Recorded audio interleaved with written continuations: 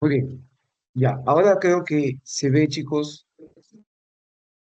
¿Me confirman, por favor? Buenos días, señorita Sarita.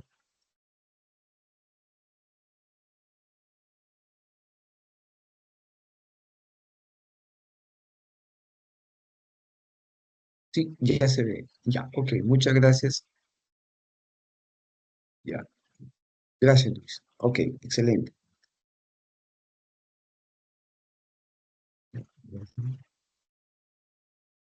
Bien, vamos a empezar con la deuda pública.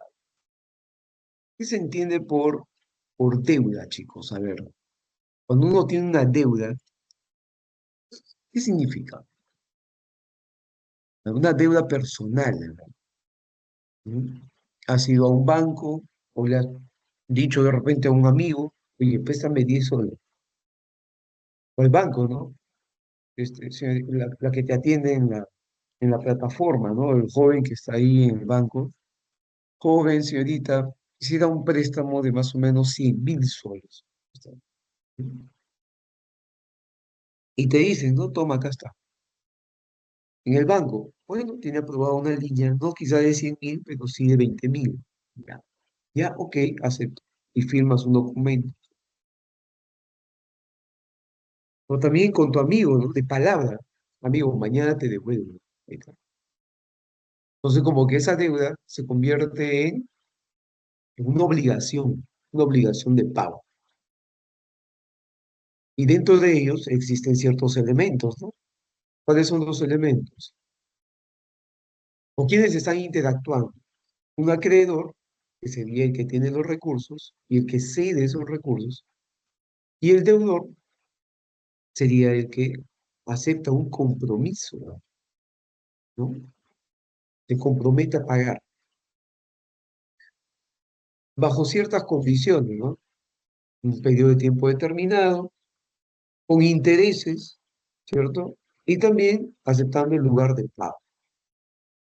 Entonces, como que una deuda vendría a ser una obligación que contrae un deudor durante un periodo de tiempo determinado. ¿Sí? Ahora, si le extendemos a deuda pública, eso de pública ya se entiende que es el Estado el deudor. ¿Sí? ¿Y los acreedores quiénes serían? Bueno, el Estado tiene varios acreedores. La banca privada internacional, el Club de París, el Fondo Monetario Internacional, también está el Banco Mundial, pero sobre todo, en estos últimos años, casi 30 años ya, veníamos acostumbrándonos a emitir bonos del gobierno peruano, que son títulos dentro de las cuales personas naturales o jurídicas, empresarios, inversionistas, pueden adquirir esos bonos, que son títulos, documentos, títulos de deuda, ¿ya? Así también se les llama, títulos de deuda. Y hoy en día el Perú debe alrededor de casi ya 92.000 a 93.000 millones de dólares, ¿ya? Dentro de las cuales la mayor cantidad de la deuda, casi el grueso, es, eh, estamos hablando del 96,1%. Si hablamos acá de la deuda interna, sería a los bonistas. Y a nivel ya internacional, casi poco más de 71,6% para ser exactos, es lo que debemos también a los bonistas. Y si nosotros sumamos del total ya de la deuda, estaríamos hablando de casi un 92% es lo que debemos a los bonistas. Y luego ya vienen las entidades multilaterales cooperantes. El caso del Banco Mundial, el caso del Fondo Monetario Internacional. Ya poco debemos al Club de París. Ya ahorita estamos debiendo a Japón, Bélgica, eh, y más, Países Bajos, Estados Unidos, ya, la cual la deuda está alrededor de mil millones de dólares. cuando antes teníamos un chupo de plata a estos acreedores, ¿no? ¿Ya? Al Banco Mundial estamos debiendo alrededor de unos 4.300 millones de dólares, al Fondo Monetario Internacional alrededor de 3.800, y así estamos, ¿ya? Y también de manera interna, el Banco de la Nación, el Banco Central de Reserva, pero esta deuda es de manera indirecta, ojo, ¿ya? Porque el BCR, ustedes ya saben, a diferencia de la década de los 80, ¿no? Financiaba directamente los gastos. ¿Y qué gastos? El déficit en la cual incurría el Estado peruano. Acuérdense que al tiempo de Alan García, primer gobierno, existía lo que se llamaba la maquinita, ¿no? La emisión inorgánica del dinero.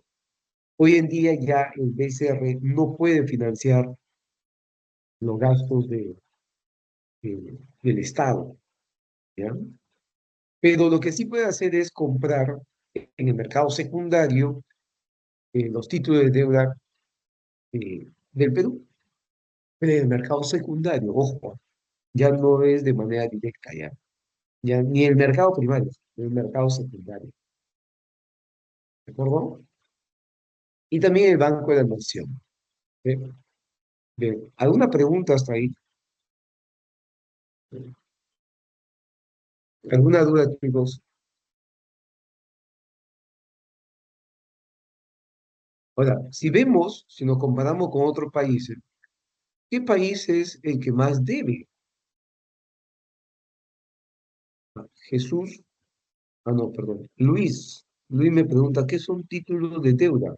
Documentos, papeles en los cuales nos comprometemos. En este caso, de deuda pública, se compromete el Estado a pagar según condiciones. Condiciones dentro de las cuales se ha negociado con el acreedor o el acreedor o el grupo de acreedores han implantado. ¿Estamos de acuerdo?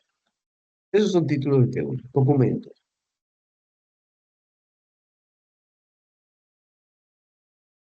Y en este caso, como estamos hablando ahora último, título de deuda serían los bonos, ¿cierto? Los bonos. Porque también luego esos bonos podrían ser negociados, ¿sí o no? En el mercado secundario, ¿sí? O sea, ahorita vamos a suponer, mira Luis, escuchen, el ministro de Economía y Finanzas, tenemos nuevo ministro de Economía, chicos, ¿ah? Ya no es José Arista más ministro de Economía, ahora ya es, también se llama José, ¿no? Su tocayo, pero su apellido del nuevo ministro es Salardi, José Salardi. Vamos a suponer que José Salardi, mi amigo, que ya le envié un WhatsApp, ¿no? De felicitaciones, Luis Salardi nos anuncia, señores, vamos a emitir, y tú vas a escuchar esto, títulos de deuda del Tesoro Público del Perú por un valor de 5.000 millones de soles. Ahí está. ¿Por qué podrías escucharle a Salardi decir esto? Uno, cuando tú escuchas ya títulos de deuda del Tesoro Público, no, estos son bonos. Ahí está, ahí toca, lo traduces en bonos. Pero no lo vas a traducir en bonos Yanapa, bonos quédate en casa, no, esos tipos de bonos son subsidios, ¿ya? Por eso se dice, ¿no? Título de deuda, bonos, ¿ya? Bonos del gobierno peruano, bonos del Tesoro Público, con un valor de 5.000 millones de soles en el mercado bursátil, en la bolsa de valores. ¿Ya? Dichos fondos que se van a adquirir estarían destinados ¿no? A obras de infraestructura, ¿no? O sea, pues oye, ¿por qué el Estado emitiría esos títulos? Bueno, porque lo que se ha recaudado el año pasado es insuficiente, no ha sido suficiente, ¿no? Por ejemplo, el año pasado hemos recaudado alrededor de 160.000 millones de soles, ¿ya? 160. ¿Y cuánto asciende el presupuesto? El presupuesto aprobado el año pasado, que se va a ejecutar este año, ¿ya? Asciende a casi 251.800 millones de soles. ¿De dónde vamos a sacar la plata? ¿Cierto? Entonces, Y como no lo tenemos, no nos queda de otra que endeudar. ¿Mm? Es así. Ah, profesor, o sea que si es insuficiente la recaudación, como suele pasar todos los años, ¿vamos a seguir endeudándonos? Sí, sí. Es por esa razón que en los últimos años la deuda ha crecido. ¿Ah? Ya. Profe, pero yo pensé que firmando el plan Break, ¿no? Se va a reducir la deuda. No, no. Y eso creo que ya le comenté también la clase pasada. Acá firmamos el plan Break a finales de los 90, año 97. Nos acogimos a las condiciones del plan Break.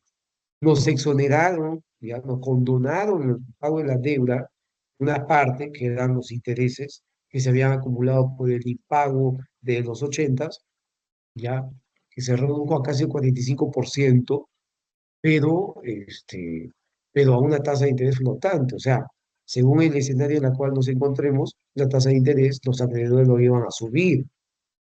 ¿No? Y ahí nomás, a final del 99 hubo una crisis, el año 2002 también, el año 2008 otro también, de tal forma que las tasas de interés subían, ¿ya? Y además, eh, nos seguíamos endeudando porque teníamos déficit fiscal. Y un déficit fiscal se equilibra con deuda, ¿ya? Y esto fue sistemático, déficit, déficit. Por ahí en el año 2007, 2008, 9, 10 tuvimos superávit fiscal, ¿ya? Esos años. Claro, que también con el ingreso que hemos tenido proveniente de la actividad minera, habíamos tenido sobreganancia minera porque el precio de los minerales se había aumentado en el mundo por la fuerte demanda de China. ¿Ya? Y es por esa razón que el Perú había casi triplicado en ingresos tributarios, ¿ya? Comparado a los inicios del siglo pasado, o perdón, de este siglo, ¿no? A inicios del año 2000, 2001, ¿ya? Por ahí, por el año 2009, ya teníamos casi el triple de ingresos tributarios. ¿Y qué se hizo? Se hizo, primero, eh, se hizo un prepago, ahí está, un adelanto de pago de las cuotas de la deuda. Nos sobraba la plata, pues. ¿Qué profe? ¿Pero eso da la plata? Sí, temporalmente, entre esos años, ¿ya? Y es ahí donde, recuerdo era el ministro Lucho Carranza, agarró y dijo, vamos a adelantar el pago de la deuda, porque además el dólar está, su cotización a un precio bajo. Se ha apreciado nuestra moneda nacional, ¿ya? O sea, cada vez pagamos menos soles por dólar. Y eso nos conviene, vamos a tener los dólares. Aparte, si pagamos la deuda, adelantamos las cuotas, evitamos pagar de dichas cuotas intereses, ¿no? Ya, entonces vamos a hacer eso, ¿no? Vamos a adelantar el pago de la deuda. Y el Perú pues nunca había adelantado pago de cuotas de deuda. Y, y luego ya tanto se ha hecho costumbre eso de adelantar el pago de la deuda, que se incrementó el valor de la cuota. ¿Saben qué? Es como si tu viejo, ¿no? Agarre y dice, como estoy ganando un poquito más y tengo una deuda de crédito vehicular y estoy pagando $200, mejor quiero pagar, pues, no sé, $800 mensual. Y de esa manera pago rápido y evito pagar interés. Y eso es lo que hizo el Perú, ¿ya? Hizo una renegociación. Y agarró y dijo, no, quiero pagar cuotas más altas, ¿ya? Pero eso también, chicos, nos trajo porque costo de oportunidad, ¿no? Adelantamos pago de cuotas de deuda, ya elevamos el valor de la cuota y el presupuesto del Estado, el día destinado a otros aspectos como obras, ya no íbamos a tener mucho, ¿no? ¿Ya? Y la necesidad de la población aumenta, aumenta y aumenta. Pero entonces, ¿por qué se hizo eso? Ya, siempre hay una razón, ¿no? Lo que pasa es que al inicio, cuando teníamos bastante ingentes ingresos de tributos provenientes de las sobreganancias mineras, se les daba a los gobiernos regionales en calidad de canon minero, sobre todo quien se llevaba a mayor cantidad de canon minero, y hasta ahora. Ancash, Ancash, Cajamarca, también, eh, también Cusco, Cusco también, y eso que Cusco tiene canon minero y también gasífero, y también está, ¿quién más? Arequipa. De todos estos, Arequipa era el que sí ejecutaba el presupuesto, ¿ya? En cambio, los otros devolvían, o sea, algo así, ¿no? Devolvían la plata que estaba presupuestada, porque no hacían obras. Y para hacer obras, eh, tiene que haber un proyecto, tiene que haber proyectos de infraestructura, o sea, toda obra está sustentada en un proyecto. Y como no había proyectos, o los proyectos que existían, no tenían, digamos, en el estudio de, ¿cómo se llama esto? Del expediente técnico, estudio definitivo, ¿no? Este, no tenían el sustento de, de impacto, ¿ya? De impacto tanto económico como social. Por lo tanto, quedaban ahí, porque ya también habían obras que se habían aprobado con tal de hacerlas, ¿ya? Eh, y al final eran escandalosos, porque se hacían monumentos al árbitro, monumentos a sombrero, monumentos a la hamaca, y en centro poblado donde no existía agua potable. Imagínense. Entonces, eso es lo que ocurría. ¿Ya? Eso eran los años en los que sobraba plata. Pero eso, como lo dijo también incluso Michael Porter, cuando le preguntaron, ¿qué opinas, Porter, de que nuestro país está creciendo, que esto, que lo otro? Y Porter agarró y dijo, pero si ustedes crecen, ¿por qué? ¿Por valor agregado o por vender piedras? Todos nos quedamos, ¿no? Uy, porque vendiendo piedras, o sea, puede ser que el precio de esas piedras rocas, el oro de la plata, caiga. Y de ahí, o sea, ¿cómo van a crecer? Y efectivamente, año 2013 ya el crecimiento económico que ostentaba el Perú años previos se había desinflado, ¿ya? Y es ahí donde ya la necesidad de la población aumentaba, pero no teníamos mucho presupuesto ahora. Pero ya nos habíamos comprometido en la renegociación de la deuda pagar mayores cuotas. ¿Y ahora qué hacemos? Y teníamos déficit, y otra vez endeudarnos, endeudarnos, endeudarnos. O sea, así estamos.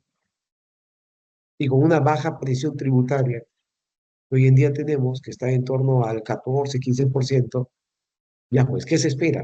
De que un país se siga endeudando, ¿ya? Pero si nos comparamos con otros países, ¿ya? El ratio de deuda, el porcentaje de deuda medido por el Producto Bruto Interno, el que más debe ahorita es Venezuela, debe 307%, Brasil 91,9%, o sea, Venezuela debe 3 veces su PBI. ¿Cuánto es lo que se tolera de una deuda, de la deuda de un país, medido por su PBI? O sea, máximo, máximo, un país debería endeudarse hasta el 60%, ya máximo, de su PBI. Si está por encima de su 60%, ya está, digamos, naranja tirando para rojo ya, ¿no? Naranja tirando para rojo, ¿no?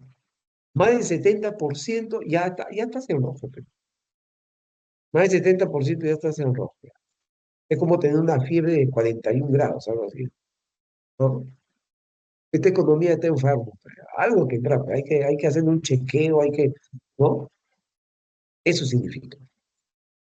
Profe, y estar en lo que está el Perú, en 34,4%, bueno, estamos en 34,4% porque nuestro PBI ha aumentado, ¿ya?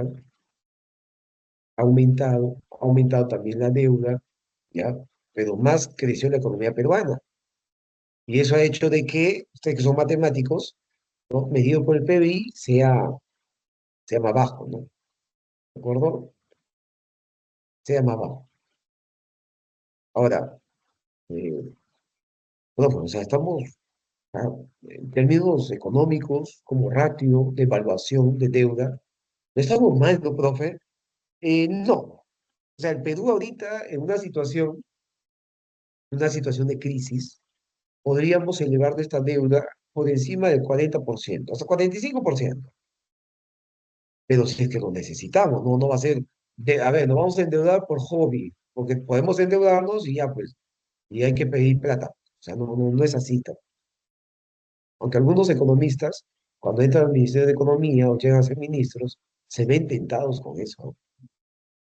Pero hay que cuidar también, porque está dentro de las normas, de una pública, que son compromisos que estaría asumiendo el ministro de Economía, no el presidente de la República, sino son compromisos que finalmente se pagan con el dinero de todos los peruanos, con nuestros impuestos. Y tema que ya lo hemos visto la semana pasada.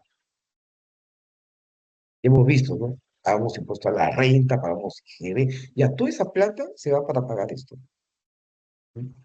Todo. Muy bien. Ahora, lo que sí llama la atención también es de que Perú tenía incluso un ratio más bajo de deuda. Hasta el año, recuerdo, a ver, año 2011, 2012, debíamos 19% de nuestro PBI. Y recuerdo esos años, 2010, 2011, la economía peruana, ojo, hablando en términos económicos y estos indicadores, ¿no? Era pues, era un país que ostentaba cifras, pero todos en azul, ¿eh? Todos en azul.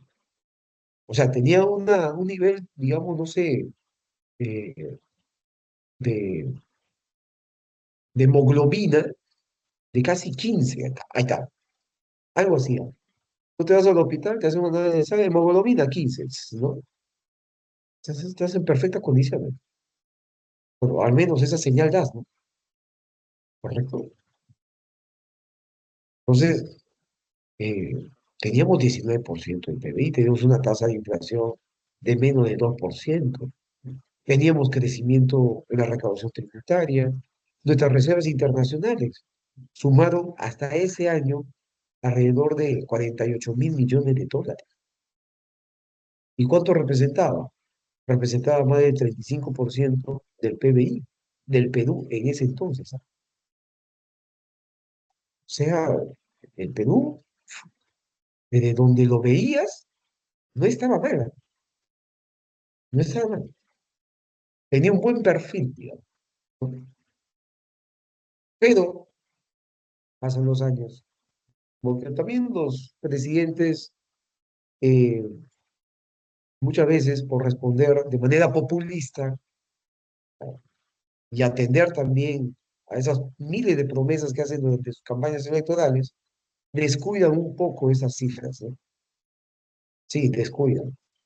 Y luego el Perú pasó pues a deber más del 20%, 25% del PBI, y luego llegó la pandemia y para atender las necesidades, ahí sí, ¿no?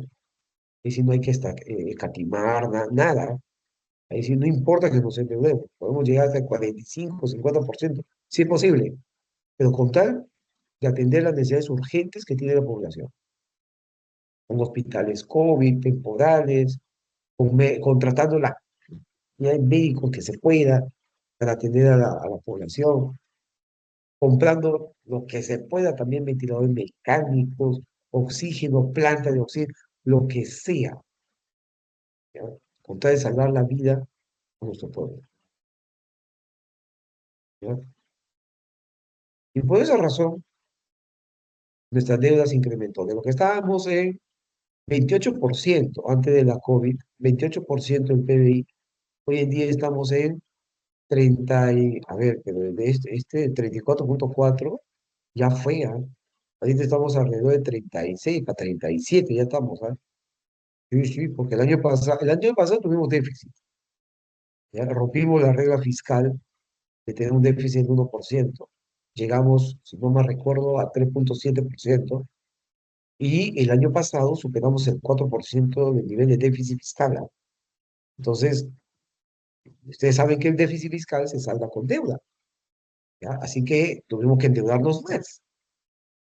Por lo tanto, ese de 34 ya se elevó casi al 37, ¿ah? Sí, sí, sí, sí. Ahora, dentro de la regla fiscal que establece el Consejo Fiscal, ¿ya? El Consejo Fiscal es una entidad que forma parte también de nuestras entidades del Estado, ¿ya? En la cual el Ministerio de Economía es, digamos, está siendo dirigida por el Consejo Fiscal. Se podría decir que el Consejo Fiscal está por encima del Ministerio de Economía. O sea, cuando alguna acción, medida va a ser el Ministerio de Economía, le consulta al Consejo Fiscal. El Consejo Fiscal le da, ¿no?, el visto bueno, y el Ministerio de Economía, ¿no?, lo plantea en el marco macroeconómico multianual, que son las proyecciones de las cuales, en base a ello, teniendo como base, se va a trabajar según esas proyecciones, que también, dicho sea de paso, esas proyecciones deberían ser verídicas, pues, ¿no? Guiados por la razón, ¿no? Basados en estimaciones estadísticas científicas y no, y atento con eso, no maquillando cifras. Que si viene un gobernante y se ve tentado con decir, no, qué roche, mi gestión, que la pobreza haya aumentado, hay que poner lo que no está aumentando o que se ha reducido, pues, para que yo gane los aplausos y acá no pasó nada y yo termine en los libros de historia como un presidente de que ha reducido la pobreza. Cuidado con eso, porque esto lo han hecho en España, esto lo han hecho en Argentina por muchas décadas y miren cómo están. Lo hacen en Venezuela y miren cómo están.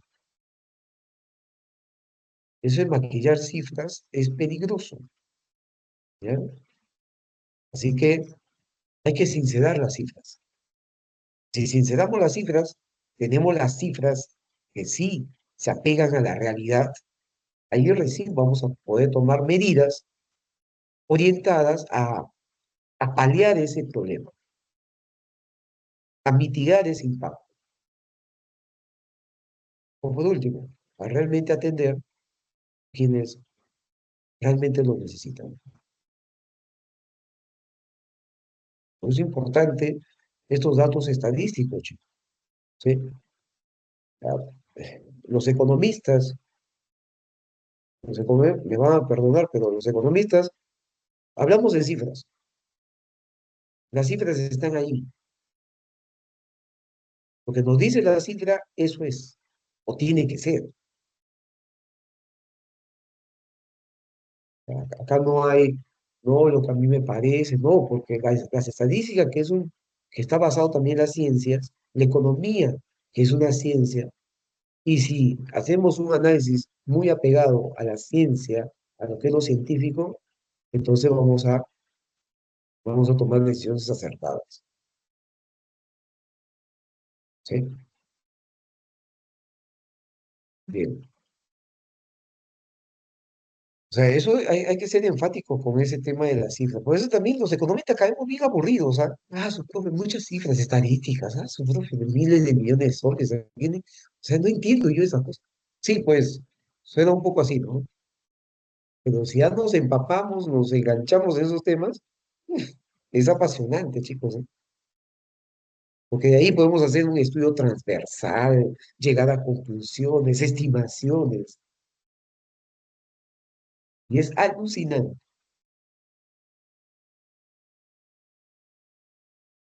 Muy bien. Deberíamos estar otra vez. Y ahorita, como le decía, el Consejo Fiscal le dice al Ministerio de Economía, Ministerio de Economía, tiene que cumplir la regla fiscal, ¿ah? La regla fiscal es tener máximo 1% del déficit fiscal, ¿ya? No podemos pasarnos. Hay que tener disciplina. Cuidadito con el gasto, porque también el déficit fiscal nos puede llevar a mayores niveles de inflación, ¿ah? Y ahí sí, problemas mayores en la población, ¿ya? Y el ratio de deuda tiene que reducirse lo que estamos entre el 7% por debajo del 30%. Hay que reducir el ratio de la deuda. No, pero no estamos tan mal.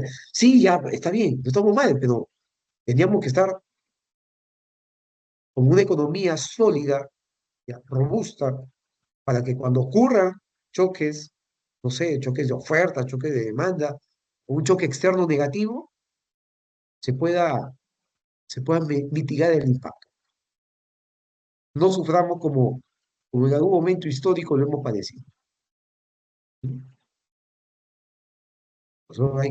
Hay que exigir a las autoridades también de que se haga cumplimiento de, de esas proyecciones, de esas metas. Bien, chicos. Club de París. Ahí está, grupo informal de acreedores oficiales cuya función es encontrar soluciones coordinadas y sostenibles en las dificultades de pago que experimentan los países de Europa. Este grupo del Club de París eh, se, más o menos se creó a mediados de los años 50, cuando Argentina, siempre Argentina, se dan cuenta que Argentina tenía problemas ya desde antes. Se reúne, solicita una reunión con estos países realmente industrializados, desarrollados, a quienes debía, para consolidar la deuda. O sea, debía uno y otro país, y ahora le pido a este país para pagar al otro y al otro para pagar a este, y a este.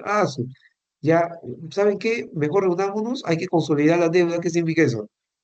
Ya, se van a llamar Club de París, y cuando yo pago la deuda va a ser el Club de París. Club de París, y ya entre ustedes se reparten el pago, ¿no? Por eso se dice que es un grupo informal, ¿ya? Acá está, mira, su origen se remonta a 1956, cuando Argentina acordó reunirse con sus acreedores en la ciudad de París. Desde entonces, el Club de París ha alcanzado 470 acuerdos con 99 países deudores, entre ellos también el Perú, ¿no? También el Perú. ¿Ya? Bien, chicos, sigamos. ¿En qué se diferencia una renegociación con una refinanciación? Ahí está, escuchen. La renegociación es un acuerdo entre el deudor y acreedor que busca modificar las condiciones de pago de una deuda. ¿Ya? Se ejecutan cuando el país deudor tiene problemas para el cumplimiento de sus obligaciones. Nuevo programa de pagos, plazo, monto. O sea, lo que se negocian acá son los plazos que van a ser a mayores cantidades de años. Los montos, generalmente los montos de la cuota serían más bajos para que tengan un respiro los países y puedan pagar, pero también a su vez atender a las necesidades que tiene su población. Y dentro de este proceso, también recaudar los suficientes recursos para poder pagar. Pero eso sí, los acreedores que dicen, no, pues entonces tenemos que negociar también los intereses, ¿no? Y generalmente los acreedores ven mucho más riesgo, mucho más riesgoso es cuando primero no te pagan y encima te dice que te van a pagar a más años. Y a más años, cualquier otro fenómeno u otra crisis podría ocurrir. Y eso es por esa razón que los acreedores generalmente dicen tasa de interés flotante, tasa de interés flotante. Y así se protegen los acreedores, ¿sí? Para saldar la deuda.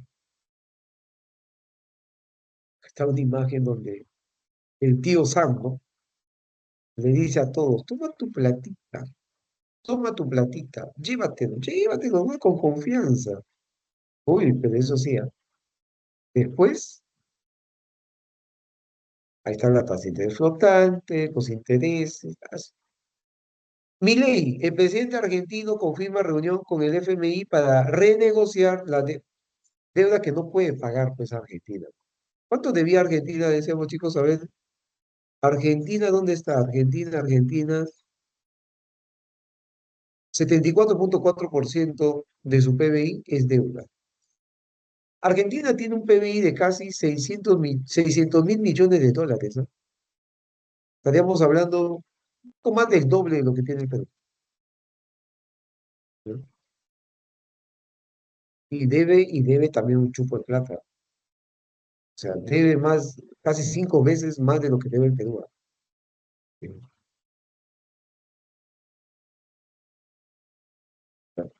Es un montón de plata, ¿no? Muy bien.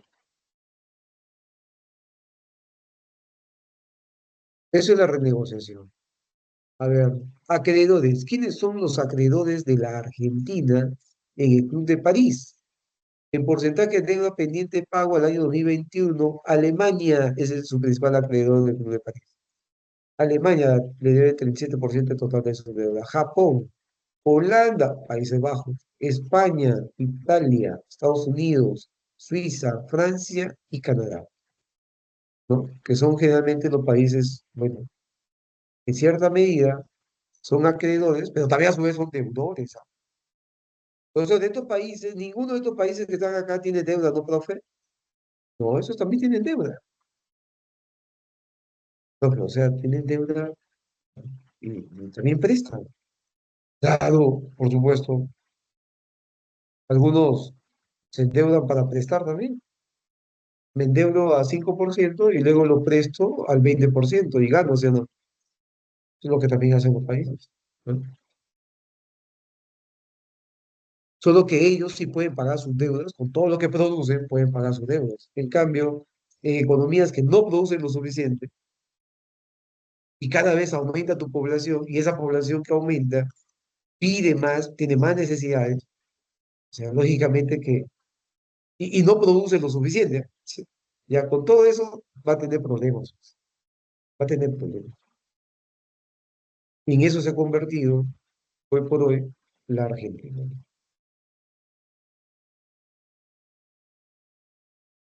Refinanciación significa gestionar la firma de un nuevo contrato de crédito a menudo en mejores términos que el anterior contrato.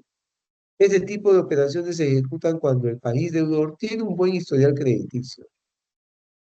Eh, a Perú, como que históricamente, históricamente poca fe le tenían al Perú, ¿ah? Porque en los setentas el Perú crecía basado en deuda. O sea, ¿con qué se hizo la carretera marginal de la selva? Con deuda. Y esa carretera marginal, cuando se construyó, generó impacto al PIB del Perú. O sea, el crecimiento económico del país estaba sustentado en deuda, no porque teníamos dinero, ¿ah? Sino en deuda. Y, y luego se vino los problemas de inflación, de impago de deuda en los ochentas. Y, y con esto, pues, tuvimos que renegociar la deuda. Firmamos el plan Bray, que significó un canje de deuda de lo que ya estaba próximo a vencer y lo que ya había vencido y no habíamos pagado a tiempo en una deuda de mucho más largo plazo, ¿no? O sea, fue un canje de deuda de corto, mediano a más largo plazo. Pero no significó para nosotros, bueno, dejar en cero la deuda, ojo con eso, porque hoy en día debemos más de lo que debíamos cuando firmamos el Club de París, perdón, cuando firmamos el Plan Bray, debíamos 14.000 millones de dólares. Hoy en día, ¿cuánto debemos? Más de 90.000 millones de dólares. Pero luego, cuando el Perú tenía plata, agarró, como le conté a Lucho Carranza, ¿no? Ya, vamos a adelantar cuotas, ¿ya? Porque ya, y es más, mejor vamos a aumentar el valor de la cuota, porque ya varios años vamos adelantando cuotas, y creo que la proyección va a seguir con una tendencia favorable para el país, va a seguir un aumento de las exportaciones, del incremento de su PBI, al menos eso era la expectativa que teníamos. Y y eso también le ayudó al Perú para que le declaren como país emergente. Cuando oyeron esto, las calificadoras de riesgo país, como Standard Poor's, JP Morgan, Fitch, Moody's, ¿ya? Sobre todo Moody's, ¿ah?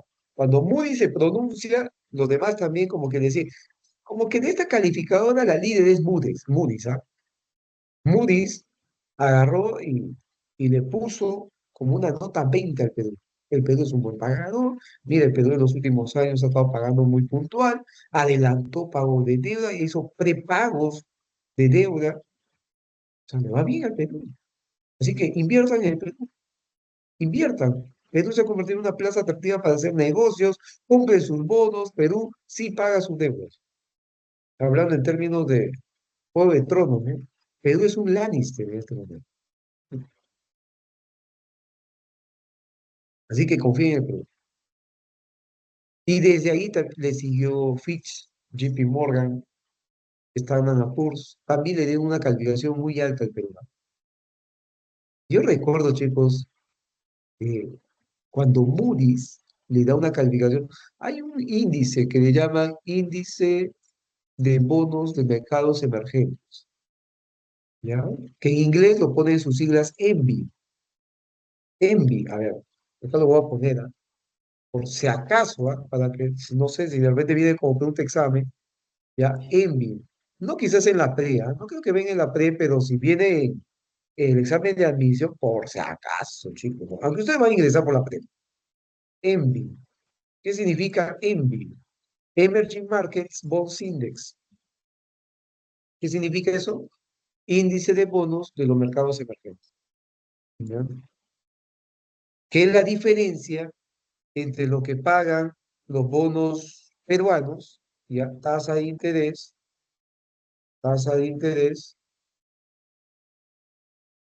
de los bonos peruanos, menos la tasa de interés de los bonos? A ver, ¿qué bonos? A ver, ¿de qué país? Ay, chicos, te coronas, ¿ah? A ver, ¿quién me dice? La tasa de interés de los bonos que pagan los peruanos con respecto a las tasas de interés, ¿de qué país? A ver, ¿de qué bonos? ¿Mm? ¿Con quién nos comparamos?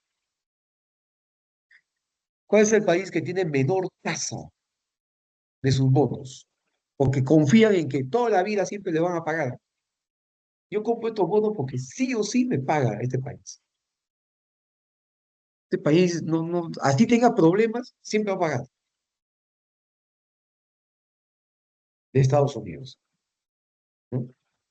Estados Unidos también te deudora, ojo con eso. Así como es acreedor, también debe más de 100% de su PBI. Por lo tanto, pero va a pagar, pues, ¿no? Todos los años paga, de todas maneras. ¿Y cuánto es la tasa de los Estados Unidos, profesor? Estaba en 0,25, ¿no? Ha subido a 0,50 con la turbulencia económica que hemos tenido en los últimos años. 0,50. Incluso hasta un poquito más, ¿no? En tanto que los bonos peruanos han registrado, recuerdo en los mejores momentos, ya una tasa de 5,3%, que normalmente son 6,7, ¿no? De las tasas más bajas. Cuando estuvimos en una situación mejor, 5,3.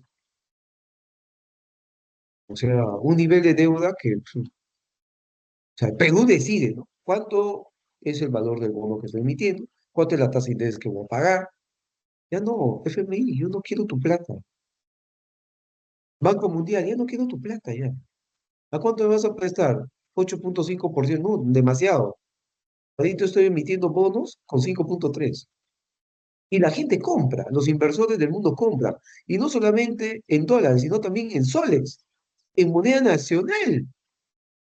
O sea, confían en el Perú.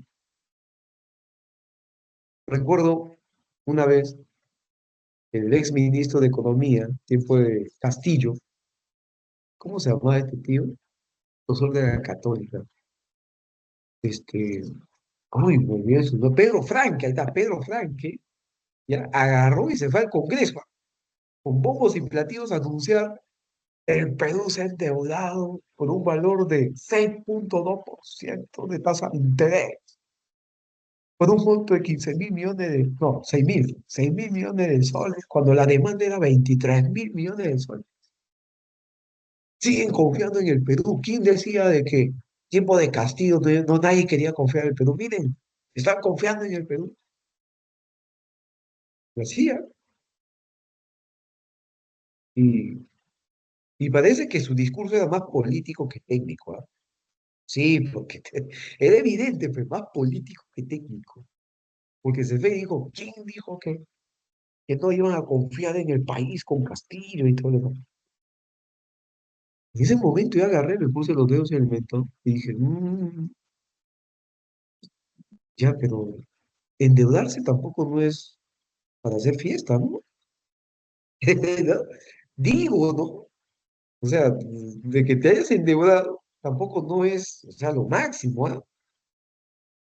A mí yo hubiera esperado que llegue el ministro de Economía y que diga, ¿sabe qué? Este año hemos llegado a una meta de recaudación. Sí, la SUNAT nos acaba de anunciar que se ha incrementado la recaudación tributaria en un 15%, ¿no? Y esto por la eficiencia en la recaudación que tenemos nosotros, la gestión. Hemos reducido la informalidad en nuestro país, ha aumentado la base tributaria, cada vez hay más número de contribuyentes que pagan sus tributos, ¿no? Como que por ahí de repente hubiera sido un logro, ¿ah? Eso sí, ¿ah? Aplausos, lo máximo, ¿no? Las empresas mineras sí han pagado también sus tributos, todos están religiosamente pagando sus deudas tributarias. Bacán. Me quito el sombrero. Listo. Es lo máximo. Históricamente vas a pasar en los libros de historia como el mejor ministro de Economía. Pero no, se fue con un discurso más. Me va a perdonar Pedro Frank, que da un saludo desde acá, si lo está escuchando algún día de repente. Pero no fue así, así se vio, pues, hay que ser sincero, pues, ¿ya? Él mismo se dio cuenta, ¿ya? Pero bueno, en fin. Bien, chicos. Significa gestionar la firma de un nuevo contrato de crédito, a menudo en menores términos que el anterior contrato. Este tipo de Lucho Carranza. Señores, ¿saben qué? O estaba Valdivieso. No, no recuerdo muy bien si ya estaba Valdivieso o Lucho Carranza, porque entró Valdivieso y luego ocurre la crisis financiera internacional. Valdivieso agarra y dice, vamos a hacer un plan anticrisis, porque el Perú tiene para hacer un plan anticrisis. Pero ese nombre de anticrisis sonaba feo, ¿no? Porque nosotros ni enterados, ¿no? ¿Qué crisis? ¿Dónde, ah? ¿Que hay una crisis? Sí, en el mundo hay una crisis. ¿Ah, sí? Pero si aquí estamos bien, ¿no? Bueno, no estábamos en correctas condiciones, pero no se sentía el golpe de la crisis, ¿no? A eso me refiero, ¿no? Pero si la cosa está marchando como siempre, ¿no? ¿No? Hay chamba, los ingresos, quizás no ganamos mucho, pero al menos nadie ha perdido su trabajo, de los que tienen al menos. Pues, no, no, crisis, ¿dónde, ah? Y, y de que el ministro de Economía lo ponga pues anticrisis, crisis, como que no estaba bien, ¿ya? Por más que diga plan anticrisis. Ese anti como que no, ni siquiera se escucha, más se escucha crisis, ¿no es cierto? Bien. Entonces, otra vez Alan García lo convoca a Lucho Carranza regresa al Perú y le dice, primero lo que vamos a hacer es cambiar de nombre a esto, que la gente ya está asustada con esto de crisis, crisis, crisis, ¿no? Cuando acá ni lo estamos sintiendo, en el mundo están en crisis, acá no. Y le puso, ¿sabe qué nombre le puso, chicos? Plan de estímulo económico. Ahí está. Suena mejor, ¿no? Suena mejor, ¿no? Plan de estímulo económico. Vamos a estimular más la economía a través de un shock de inversión. Vamos a entregar a los gobiernos regionales 6.000 millones de soles para hacer obras de infraestructura. Agua potable, canales de regadío, no sé, obras donde se va a generar chamba, empleo. O sea, fueron medidas keynesianas para generar demanda agregada, demanda efectiva y, bueno, y no sentir el duro golpe, porque la economía peruana siga creciendo. Al año siguiente, Perú el año 2009 tuvo un crecimiento de lo que tuvo el año 2008. El año 2008 casi llegamos a los dos dígitos de crecimiento.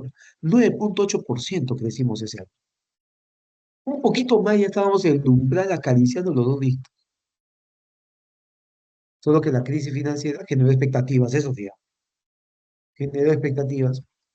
Al año siguiente, el año 2009, como todos estaban un poco conservadores en cuanto a las inversiones, dijeron, uy, mejor no coloco mi billete porque si no, de repente pierdo. Crecimos 0,9% ese año, ¿eh? 0,9, pero crecimos, ¿ah? Crecimos al menos casi 1%, ¿ya? Con ese plan de estímulo económico implantado por Lucho Carranza, crecimos. Los otros países, cada vecino, o sea, Chile cayó ese. Busquen en Google, chicos, a ver, año 2009, ¿cómo le fue a los demás países? Cayeron, Brasil cayó, Chile cayó, Colombia cayó. El único país que había crecido de manera positiva en ese año fue Perú. Por eso es que recuerdo en ese año, ya, era directora gerente del Fondo Monetario Internacional, Christine Lagarde, que ahorita ocupa el cargo de presidente del Banco Central Europeo, creo que todavía continúa, agarró y dijo, ¿pero qué pasa en Perú? ¿Qué está pasando en Perú? Perú es la estrella de Latinoamérica. Pese a que estamos en crisis en el mundo, la economía peruana sigue creciendo. Así, ¿ah? Y ustedes saben que acá la prensa pues recoge la noticia. Christine Lagarde nos acaba de decir que somos la estrella de Latinoamérica. Entonces, bueno, ojalá. Yo también decía, bueno, si estamos indicados en azul, claro, o sea, tenemos soporte, tenemos una buena base, cimiento sólido, fuerte para soportar cualquier cosa, ¿no? Ya. Incluso Alan García en ese tiempo decía, sí, el Perú es una, aprovechaba ese discurso que escuchó del mundo, ¿no? De Christine Lagarde. Y Alan García, pues, no va a aprovechar. Agarró y lo puso otro término. El Perú, frente a un escenario de crisis internacional, está blindado. A Perú nada le va a pasar. Así que, óigame usted, sigue invirtiendo en el Perú. Coloca su billete nomás. Que no estás colocando, vas a perder, estás perdiendo, ¿ah? Que hay otro que está invirtiendo y ya te está llevando ventaja ya. Por eso el discurso salía Alan García. Invierta en el Perú. Así, así, nomás. Perú va a seguir creciendo. Así, compañeros, ¿no? Así decía Alan García. Era un buen vendedor, pues, ¿no? Bueno, en todos los sentidos. Bueno, ¿no? Según lo que dicen las investigaciones, ¿no? O sea, le marketeaba al Perú.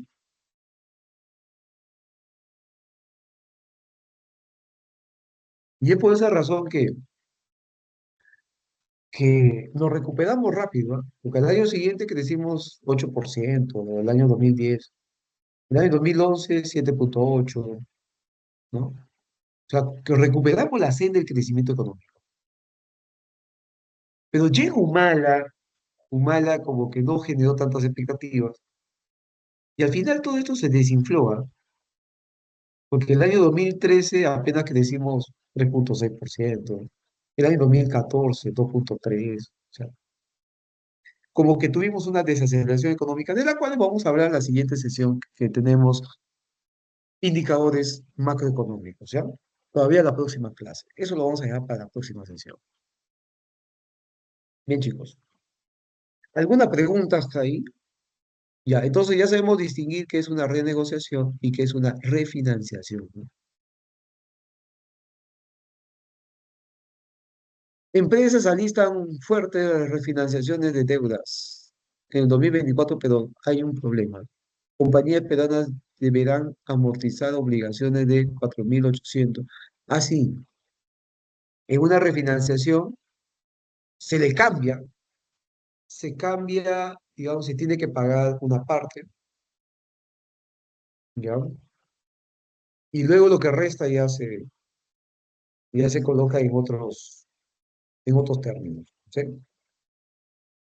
Vencimiento de la deuda de empresas peruanas en el mercado internacional. Bueno, esto es a nivel de empresas, ojo, ¿no? Porque hay empresas que también deben. Bien, chicos, eso con respecto. Ahora, hoy en día, el Perú no tiene problemas de pago de deuda, ni interna ni externa. Lo tuvimos en la década de los 80, también en los 90, ¿ya? Pero hoy en día no es un problema. Perú sigue pagando su deuda. El año pasado se presupuestó pagar alrededor de casi 27.000 millones de soles de deuda. 27.000 millones de soles. ¿Ya? Eso sería el tipo de cambio casi, a ver, estaríamos hablando de 8.000, ¿no? 8.000 millones de dólares pagamos al año, ya, ¿no? Se ha incrementado, ¿ah? Bastante. Por eso es que los gobiernos deben de controlarse, ¿ya? Deben de incrementar la recaudación y no estar celebrando, pues, emisiones de bonos, ¿no? ¿Ya? Es inaudito, ¿no? O sea, es como que, a ver, esto se parece bastante a la economía familiar, ¿no?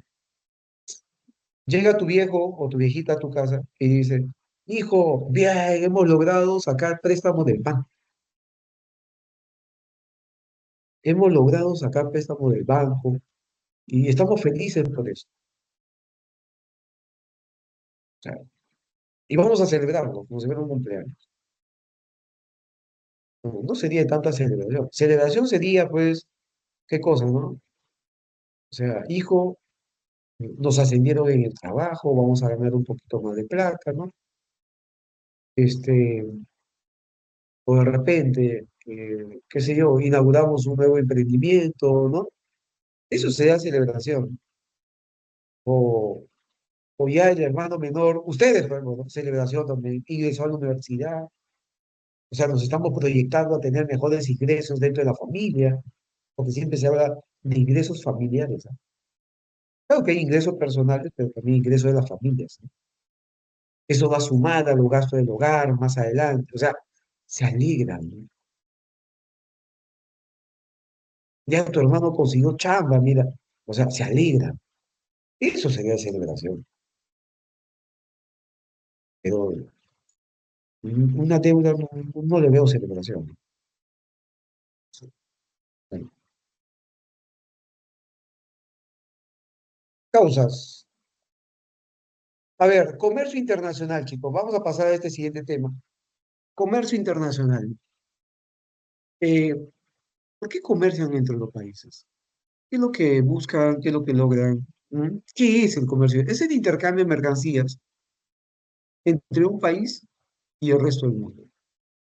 Es el comercio internacional. Intercambio de mercancías entre residentes de un país con residentes del resto del mundo. Las causas pueden ser varias. Entre ellas están diferencias entre las condiciones de producción. Claro, Japón, por ejemplo, ¿qué tiene en recursos? Tiene volcanes. En recursos, ¿qué podía explotar sus recursos? Bueno, tiene recursos marinos, ya, ya. Pero de ahí, ¿qué más tiene? No le queda de otra que generar valor agregado, ¿no? Investigación científica, la robótica, ¿no? Y en eso se han especializado los japoneses, tecnologías. Perú, sin embargo, tiene recursos naturales, sí. Tiene recursos forestales, tiene recursos hidrobiológicos, en nuestro litoral tenemos una diversidad de peces. Y también tenemos extensiones enormes de campos de cultivo propicios para la agricultura, para diferentes productos, tanto en los diferentes pisos ecológicos, ¿no? Tenemos que son casi 27 de los 32 que existen, ¿no? 32, 34, creo.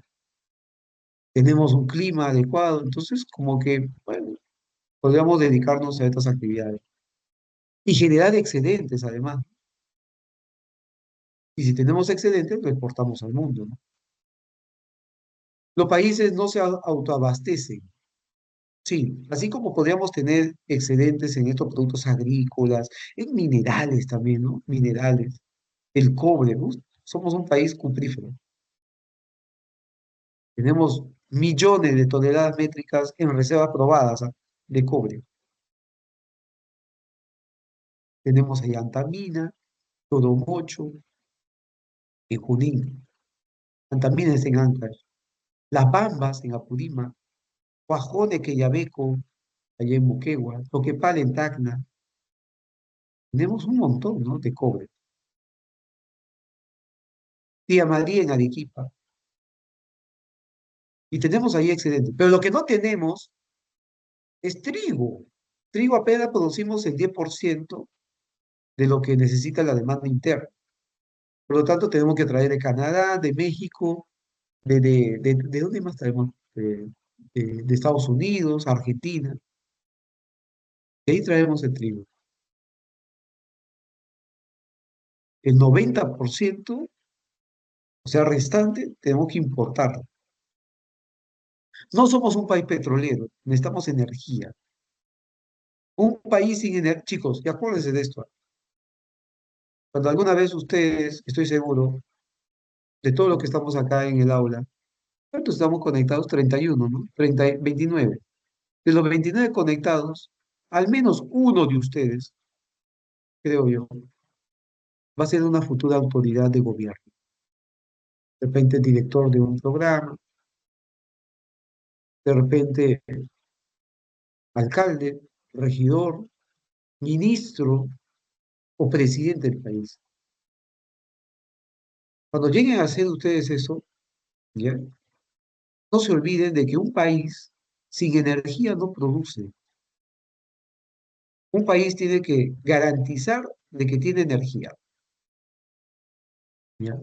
Y si no tiene lo suficiente o no tiene, ya perdimos, ya perdimos. Se necesita energía para las fábricas, se necesita energía incluso para la pequeña panadería, bodega, el colegio, todo necesitamos energías en nuestros hogares. Si no tenemos energía, o si esa energía es escasa, se vuelve cara, ay, olvídense. Los precios van a subir, va a haber inflación, va a haber caída en la producción, vamos a tener que vivir de lo que produce el mundo, nos vamos a endeudar y vamos a ser un país toda la vida, rezagado, atrasado, deudor. Así que si queremos cambiar esto, claro, es importante la educación, es importante la salud, tampoco lo vamos a dejar de lado porque es urgente, pero no hay que abandonar el tema de la energía. Los recursos energéticos en un país también son los pilares. Hoy en día se vive una crisis de la energía en el mundo. China tiene escasez de energía.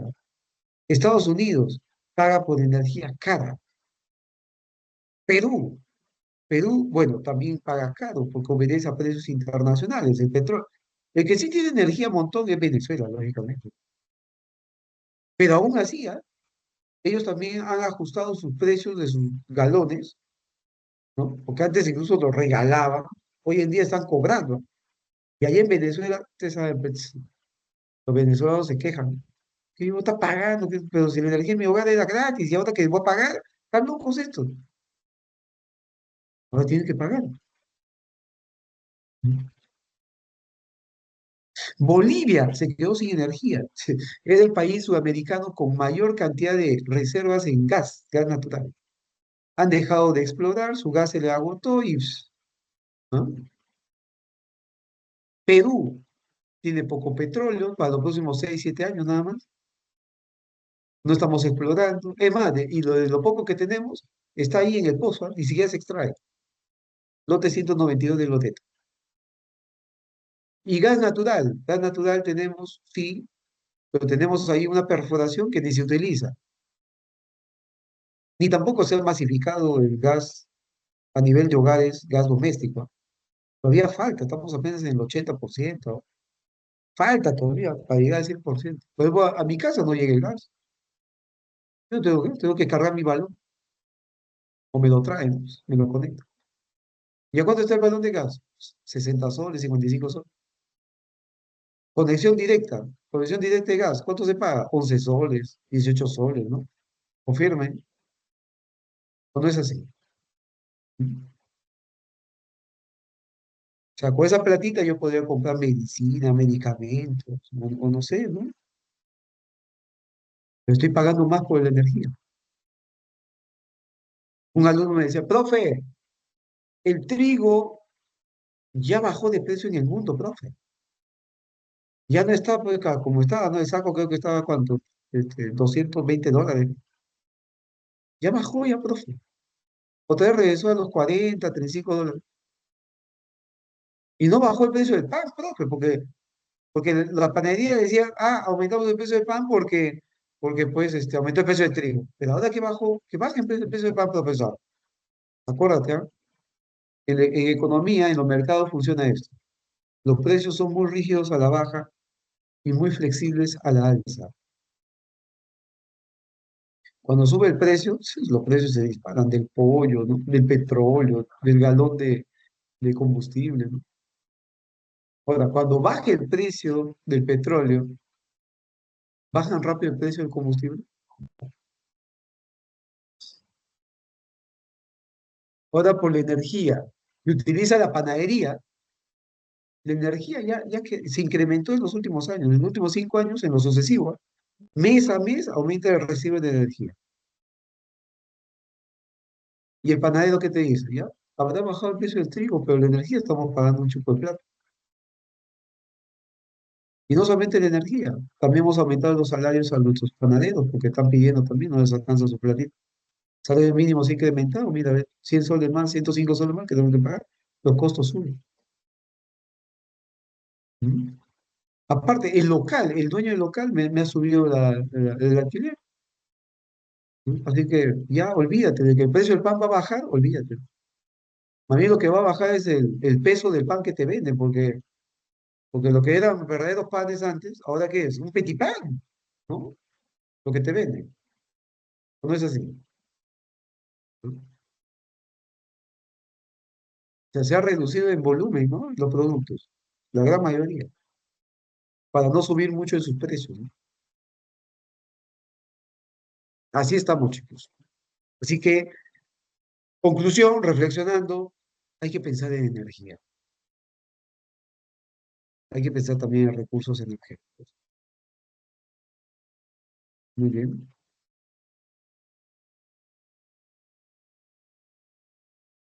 Los países no se autoabastecen. Tenemos acá petróleo, extraemos casi 40.000 barriles al día, pero se necesitan 260.000 barriles al día. ¿De dónde traemos petróleo? De Canadá, de México, de Ecuador, traemos petróleo. Nos abastecen de petróleo.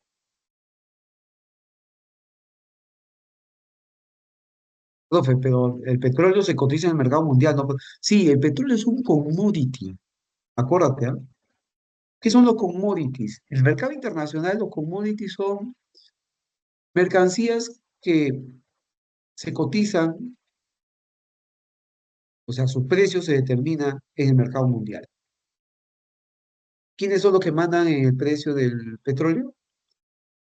Pues los países árabes. Ahí está Arabia Saudita, Qatar también es uno de ellos, ¿no? ¿O no? Por eso Qatar también tiene harta plata, ¿no? Venezuela, Venezuela que forma parte de la OPEP, de la Organización de los Países Exportadores de Petróleo. Ellos son los que determinan los precios internacionales del crudo. Por ahí Estados Unidos se ajusta, porque Estados Unidos también tiene reserva de petróleo, pero no suficiente como tiene Venezuela y Arabia Saudita juntos, pues, ¿no? ¿Ya? Y Estados Unidos sigue explorando energía, pero igual se ha encarecido, porque no van a tener lo suficiente de cara al futuro. Y eso también puede originar esas guerras, ¿no? La guerra por el crudo, por el petróleo, el oro negro.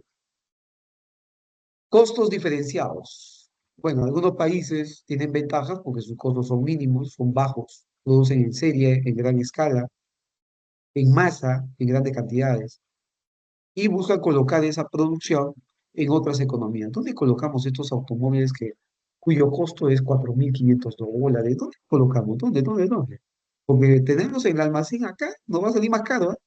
Mejor hay que enviárselo, pues, a ver, a un país de ingreso bajo. Perú, ahí está. Hay que enviárselo a Perú. Perú, enviamos automóviles.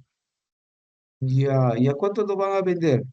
Bueno, pues, a ver, costo de transporte y todo. Vendemos pues a $9.000, pues, más la ganancia y todo. 9.000, $12.000.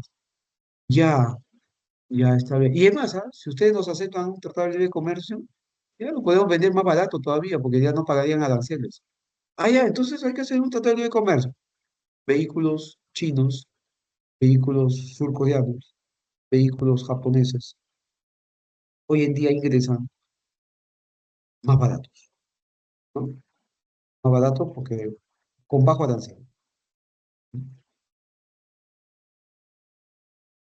Y ahora, con el puerto de Chancay, chicos, van a llegar más vehículos procedentes de China Ahora todos los vehículos son chinos, ¿ah? Ojo, ojo con eso. El motor puede ser, no sé, pero a ver, un motor japonés, pero el chasis, la carrocería es, o sea, es chino, ¿ah? O lo ensamblan en Taiwán, ¿no? Y luego ya lo envían acá al Perú. ¿Se han dado cuenta de eso o no? Sí, sí, sí. Casi todos los automóviles provienen de, ¿dónde? De China. Profe, pero mi carro marca Hyundai, Kia, son surcoreanos. Eran, al 100%. Hasta el año 2011, 12. A partir del año 2013, 2014 ya vienen de China. Mm. Bien, chicos. Profe, mi carro también estadounidense, Chevrolet, ¿no? O mi carro, ¿qué otro carro hay? Mi Mazda, mi Mazda. No, esos carros también, a ver, ¿de dónde vienen? Vienen de México. En México ensamblan carros. Hay algunos Kia que también vienen de México. ¿No? Lo ensamblan ahí en México. Profe, ¿y acá no habrá una planta ensambladora al menos de automóviles? Algún día habrá eso, chicos, acá en nuestro país. En Iquitos se ensamblan motorizados, ¿ah? Sí, sí, sí. Provenientes de Brasil. ¿Ya? Pero ya poco a poco, ¿no? De repente los chinos se animan a poner una planta acá en el Perú, ya que Perú se estaría convirtiendo en este hub comercial de Sudamérica o de la cuenca del Pacífico Sur. Costos diferenciados. A ver, teoría de comercio internacional. Toda teoría, chicos, que se basa en el comercio internacional, tiene que empezar por esto, recordando al grandísimo genio de genios, porque él se hizo solo, ¿ah? De condición humilde, ¿ya? David Ricardo. David Ricardo, uno de los padres fundadores, diría yo, de la ciencia económica, además de Adam Smith, ¿no? Que es el padre de la economía moderna, sin lugar a dudas. Pero David Ricardo no se queda atrás, ¿ah? David Ricardo nos dejó como legado mucha teoría de sus principios de economía política y tributación. Abordó temas relacionados a la distribución de la riqueza, la tributación, la renta diferencial de la tierra y también esto, del comercio internacional, el comercio internacional, la teoría de las ventajas comparativas, que nos decía que un país debería producir y exportar aquellos bienes donde incurre en menores costos relativos,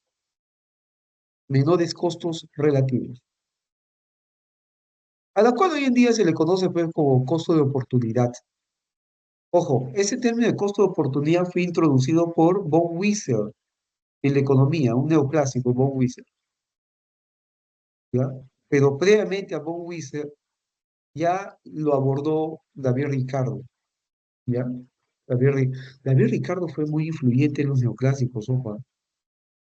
Sí, sí, sí, sí. Muchos textos de los neoclásicos partían de las ideas de David Ricardo, ¿ya? Así que era uno de los grandes referentes de los neoclásicos, solo que los neoclásicos le dieron un enfoque mucho más, digamos, acorde a sus tiempos, a final del siglo XIX. De Ricardo era de inicio del siglo XIX, que después de Adam Smith, final del siglo XVIII, viene pues David Ricardo, y después de David Ricardo, otro de los más influyentes fue este John Stuart Mill, el filósofo utilitarista, John Stuart Mill, sí, genio también, ¿ya? Pero en materia de comercio internacional, ya David Ricardo hablaba de esto, ¿no? Un país debería especializarse en la producción de aquellos bienes que mejor sabe hacer, en la que incurre menores costos relativos, costo de oportunidad. Porque si se dedica a producir otros bienes, estaría dejando de producir los bienes que mejor sabe hacer. Así que eh, hay que evaluar los costos relativos, decían. Y lo que hablamos siempre los economistas, ¿no? Cada vez que tomemos una decisión que hay que evaluar, el costo de oportunidad. Si no partimos de ahí, no es garantía de una decisión acertada. Producir y exportar productos que puedan fabricar a costos más bajos que el resto de países. Ahí agreguen costos relativos, ¿ya? Importar los productos en los que son más ineficaces, debido a que se producen a un costo relativamente más alto. A lo mejor otro país en el mundo producirá también a bajos costos relativos un bien que tú lo deseas. E intercambian y ambos se benefician del comercio internacional. David Ricardo. Hasta hoy en día se mantiene vigente. También tiene crítica, toda teoría también está sometida a un escrutinio, a una crítica. Ojo con eso, ¿ah? Eso es parte del conocimiento científico. El conocimiento va desarrollándose, va evolucionando. Así que eh, se presta ahí, ¿no? Hay algunos que también refutan, ¿no? Refutan algunas teorías. Por ejemplo, John Nash refuta la teoría de Adam Smith. Entonces, es así, así es el conocimiento científico.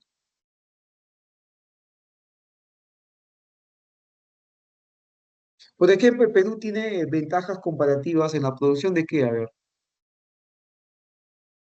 Chicos, ¿sabían ustedes la historia de que los chinos venían acá al Perú y compraban maca, incluso antes de que se siembren las semillas? Sí. O sea, ya la maca se estaba escaseando y aumentaban los precios, y entre los chinos se ventajaban, ¿eh? Venía el agricultor y decía, ven a ver tu maca, ven a no, es que no tengo. Ya te compro por adelantado, pues. ¿Cuándo empiezas a producir? El próximo año. Ya está bien. Cuando coseches, toma, acá está. ¿Cuánto va a costar? Toma, te pago por adelantado. Así era.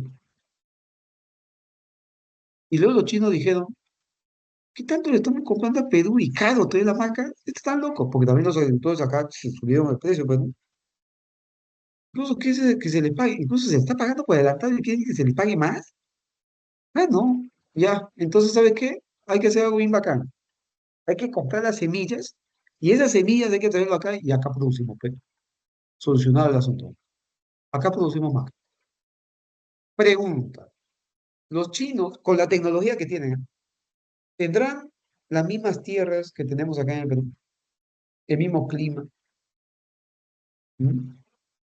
Ni con los fertilizantes, los mejores que hay, de la urea y todo lo demás, ni con la tecnología, sistema de irrigación que tienen ellos allá.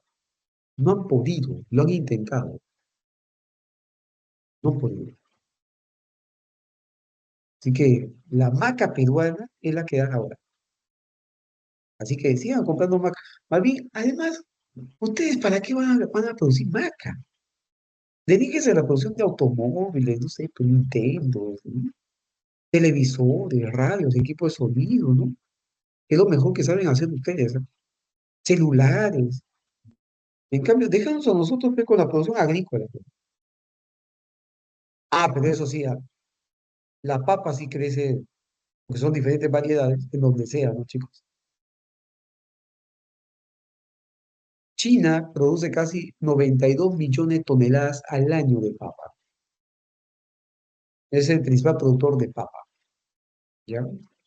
Es que también papa se come todos los días, pues, ¿no? Y un mercado que tiene casi 1.400 y más de millones de habitantes. Ya, pues, o sea, vamos a necesitar, ¿no? Pero en cuanto a la maca, déjenos a nosotros producir la maca. ¿Mm? Los arándanos. Estos son arándanos, ¿no es cierto, chicos? Acá en Perú tenemos las mejores tierras para producir arándanos que Chile, ¿ah? Chile es el país de los arándanos, pero resulta que hoy nos hemos convertido en el principal exportador de arándanos en el mundo. ¿Quién nos compra arándanos? Y para que sospechen, chicos, ¿ah? Estados Unidos, Europa, o sea, países de ingresos altos. Y ustedes ya saben por qué, pues, o sea, que los arándanos, las uvas frescas, ¿no? Las paltas, ¿qué tienen? A ver, tienen componentes propicios para las mejoras en la salud, para la conservación de la salud del ser humano. tienen fibras. La palta tiene pH más alto, creo que llega a 13, 14. Y eso es lo que más vendemos, ¿no? Profe, los mangos, hay una sobreproducción de mangos. Creo que un ministro dijo, no, ya dejen de producir mangos porque mucha sobreproducción hay. ¿Qué? ¿Qué? Chicos, ¿en qué colegio han estudiado estos ministros? ¿Ah? No, no entiendo. Porque ya de universidad, ¿no? Tampoco sea, pero para que digan eso, o sea, dejen de producir mangos porque están generando una sobreproducción de mangos. ¡Guau! Es un escándalo eso. Pero si su chamba de ellos, por la cual los peruanos les pagamos, es para que resuelvan el problema. Si aquí hay bastantes mangos, tiene que buscar un mercado en el mundo donde colocar nuestros mangos, pues. Sentido común incluso, ¿no? No sé, pues negociar un TLC con quién, a ver, con, con Vietnam, ¿no? Con países asiáticos, europeos, con la Unión Europea tenemos un TLC. O no sé, pues con otros países donde haya mercado y colocar ahí nuestros mangos. Y alentar, que a ese señor que le está sobrando los mangos, ya que se pudren los mangos, digamos, señor, ponle en cajas, nosotros nos encargamos, nosotros, el Estado, sí, nos vamos a encargar de enviar estos mangos al mundo.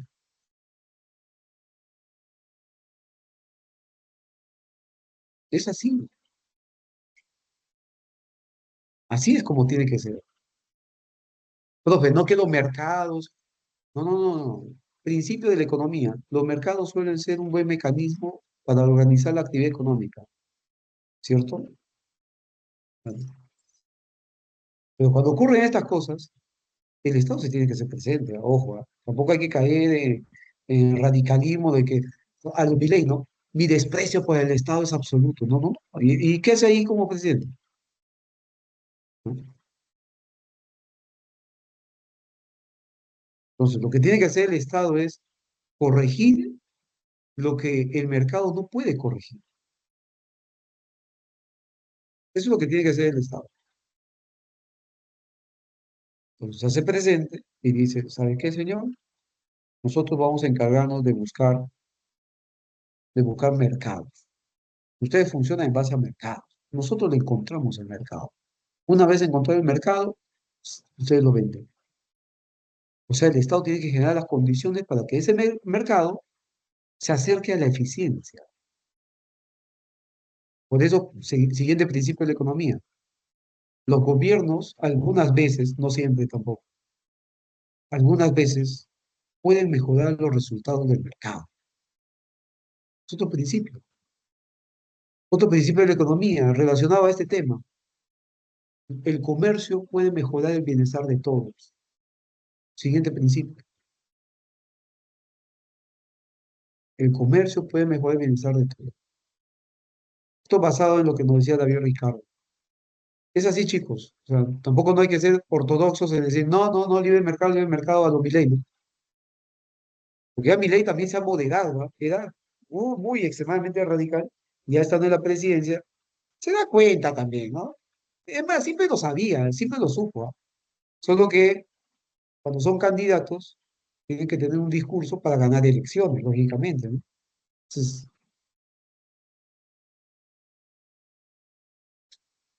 luego viene mi amigo, me cae bien, ¿ah? Porter, aunque Michael Porter también es un poco, no sé, muy alineado, ¿no? Muy alineado. O sea, o sea, si no somos flexibles, podemos caer en errores, ¿ya? Por ejemplo, Maslow, ¿no? En su pirámide Maslow decía, no, primero hay que satisfacer la que está en la base para luego pasar a la siguiente, en la teoría de la motivación humana, ¿no? Si no logramos satisfacer esta necesidad, no podemos pasar a la siguiente. Pero la práctica que nos dice que hay muchos que pasan incluso en la cúspide sin obviando lo que están abajo. No, sí, pero bueno, y vienen las críticas, ¿no? Y salen otras teorías también. teniendo como base esos conocimientos. Pero Michael Porter nos deja también una base interesante, ¿no? Michael Porter nos dice, un país debería ser competitivo gracias a qué? A su liderazgo en costos. Porque siempre va a existir un competidor, ¿ya? Un competidor potencial que va a ingresar al mercado y al ingresar al mercado va a ofrecer un producto que es muy similar a lo que tú ofreces, pero a un precio más bajo lo va a ofrecer este. ¿Tú qué haces? A ver, tu costo es 5, lo vendes a 10. Viene un competidor, al sentirse atraído por el precio que tú cobras, lo va a vender a 8. ¿Tú qué vas a hacer? Vas a bajar el precio, ¿cierto? Ya bájalo a 7. Mira. Pero viene este competidor, ya que su costo es 2, lo baja a 4. ¿Tu costo cuánto es? 5, ¿no? 5 lo podías bajar a 4, perdiste, sales del mercado. Por lo tanto, tienes que bajar tu costo, ser líder en costos. Y así, cualquier competidor que ingrese al mercado, vas a tener margen de maniobra para bajar los precios. Vas a ser competitivo. Tienes que ser eficiente. A eso se rodea por... Ah, y para ser competitivo tienes que utilizar las mejores máquinas en tus procesos de producción. Tienes que invertir, profe, pero ¿no es costoso acaso tener esas mejores tecnologías? Sí, al inicio. Pero también hablaba Michael Porter de economía de escala, ¿no? Cuando se producen ya en grandes cantidades y se consiguen mercados, vendes más, produces más y los costos medios disminuyen, ¿no? Economía de escala. O sea, sigues manteniendo tu liderazgo en costos, ¿no? Y en este momento, ¿quién aplica la teoría de Porter en base a los costos? China. China, imagínate que Apple y Samsung han tenido que juntarse para competir con Xiaomi, con Huawei, ¿no? Y ahora también ya la hijita menor de Huawei, Honor, ¿no? Liderazgo en costos. Hay que buscarse líder en costos, porque este es chino, ¿ah? Y los chinos ya lo sabemos, ya, estos son, sus costos son bajos.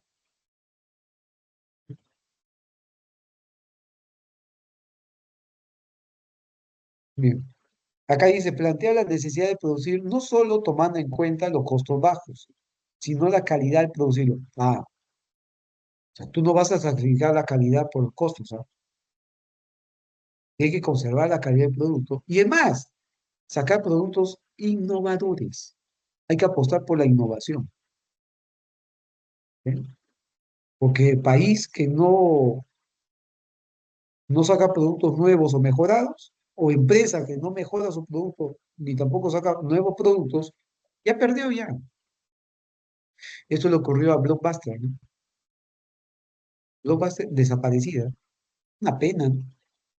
Incluso el dueño de Netflix le prestó el proyecto a finales de los noventas a Blockbuster. Y como Blockbuster estaba en su apogeo, no, chocherita ahí, no, entonces, y miren lo que perdió Blockbuster. La gran oportunidad de tener un mercado ya en un contexto de transformación digital, ¿no? Parece que los directivos de Blockbuster no estaban pensando en el futuro, ¿no? Pensaron quizás de que eso iba a ocurrir de acá a unos 40, 45 años, cuando ese futuro ya estaba en los próximos 3, 4, 5 años.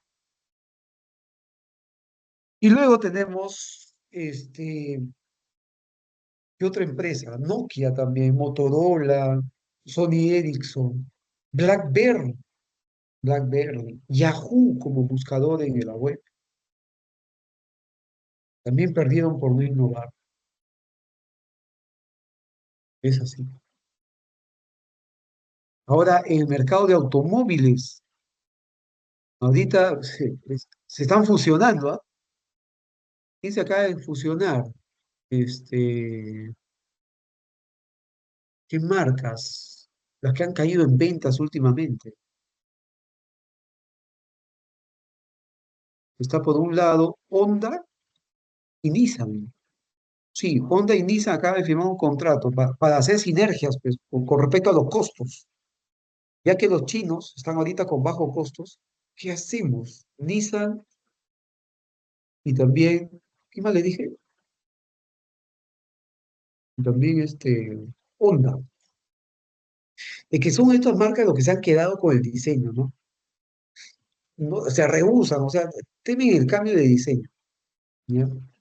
Se quieren quedar con su diseño tradicional. Y ahorita los diseños de... Ah, y también quieren conservar también el motor, ¿no? En cambio, los chinos han bajado el nivel motor 1.2, 1.5, ¿no? Total, si se maneja en ciudades, ¿a cuántos kilómetros por hora se maneja, chicos? 70, ¿no? 70, 80, ¿no? Los automóviles se utilizan en ciudades. Ah, y por ahí si alguien necesita un automóvil de carretera, ¿no? Ya ahí tenemos de 2.4 litros, o 1.8, ¿no? Pero con 1.5 ya más que suficiente, dicen. Así dicen, ¿ah? 1.2, 1.5, ya para qué más, si van a manejar en ciudad.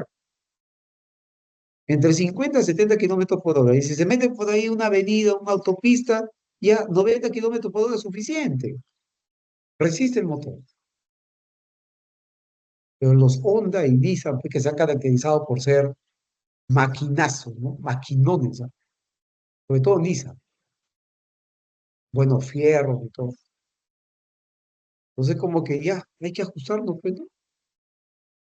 Y ahora están sacando sus automóviles, bueno, estandarizados a precios más bajos. O eso es lo que se proyecta. Así que vamos a tener esos carros que eran inalcanzables, Nissan, Honda, los vamos a tener a precios más bajos, chicos, ¿ah? A precios más bajos. Bien. Huawei le está haciendo tanto daño a Apple que han tenido que bajar el precio de los iPhone en China. Sí, pues. Por esa razón de que también en el año 2018, esto fue en el año 2018, ¿no? A ver, Donald Trump gana el 2017 entre la presidencia, un año después casi, un poquito más, le declara ya la guerra comercial a China, ¿no? Aumentando los aranceles. Lo que está haciendo ahorita otra vez Donald Trump con la misma. ¿Para qué? Para bloquear el avance de China en cuanto a su industria, ¿no? Eso es lo que vienen haciendo prácticamente. Apple empieza 2024 con la reducción del 30% de sus ventas de iPhone en China. Es que ahí todo es Honor, pues, ¿no? Tiene el mismo el software que utilizan los chinos, en la cual se han acostumbrado, sus redes sociales. ¿No? O sea, estas empresas, los chinos, las empresas chinas ya con su mercado chino, y ahora que están con los rusos, con la India y los demás que integran el BRICS, ya tienen un gran mercado, ¿ah? Bueno, lo que hacen ellos es, al venir al Perú, a obtener ganancias marginales, ¿no? Ya están ganando ya 100 y en Perú ¿cuánto va a ganar? Una China, 0.5, ¿no? Pero ya están ganando, ¿no? Algo así, ¿no? Y eso en Sudamérica. Pero también lo que ganan ellos son lo que pierde Estados Unidos. Y lo que quiere China es sobreponerse, y estos son términos geopolíticos, ¿no? Sobreponerse a Estados Unidos, ¿no? Están al frente de las medidas que se dictan desde Washington. Bien. La guerra comercial desatada entre Estados Unidos y China y Huawei son los principales obstáculos en la carrera de Apple por el país asiático. Vamos a ver en qué termina esto, porque ya Estados Unidos está empezando con fuerza. Otra vez. Elemento de comercio internacional. ¿Qué se utiliza para comercializar el mundo? Las divisas. Cuanto más vendes, acumulas reservas internacionales. Hoy en día el Perú tiene reservas que ascienden a casi más de 82.000 millones de dólares. ¿Cuánto dijimos que representa? El 30% de nuestro PBI. 30%, de 29 a 30% de nuestro PBI representan nuestras reservas internacionales hoy por hoy. Derechos especiales de giro es un activo de reserva que nos proporciona el FMI para utilizarlo cuando tengamos déficit de balance en pagos. Los tipos de cambio son el valor de la divisa expresado en términos de moneda nacional y los aranceles son los impuestos a las importaciones. Profe, ¿y hay impuestos a las exportaciones? Pero sí, Pero los países que lo aplican pierden competitividad cuando trasladan sus productos al mercado internacional, ¿ah? Pero quizás lo aplican porque quieren tener mayores ingresos tributarios. Caso Argentina, ¿ya? Argentina están aplicando arancel a las exportaciones. ¿What? O sea, ahí ves la crisis en la cual se encuentran, ¿no? Porque los aranceles básicamente son para proteger a nuestra industria local de las posibles prácticas desleales que existen también en el mercado internacional. Cuando viene un extranjero, produce un producto similar de lo que acá se produce, pero lo venden a precios más bajos, incluso más bajos de su costo, porque son subsidiados.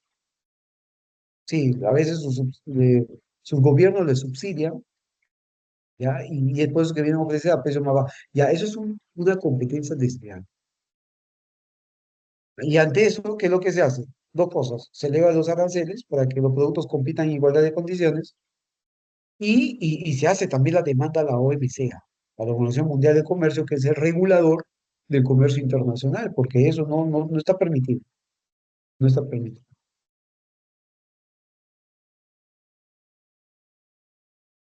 Acá nos dice, a ver, ¿qué son los derechos especiales de giro? Son un activo de reserva, es intangible, ¿ah? No es físico, de reservas internacionales creadas en 1969 por el Fondo Monetario Internacional para complementar las reservas oficiales de los países miembros. Su valor se basa en una cesta de cinco monedas, ya que son activos de reserva: el dólar, el euro, el renminbi.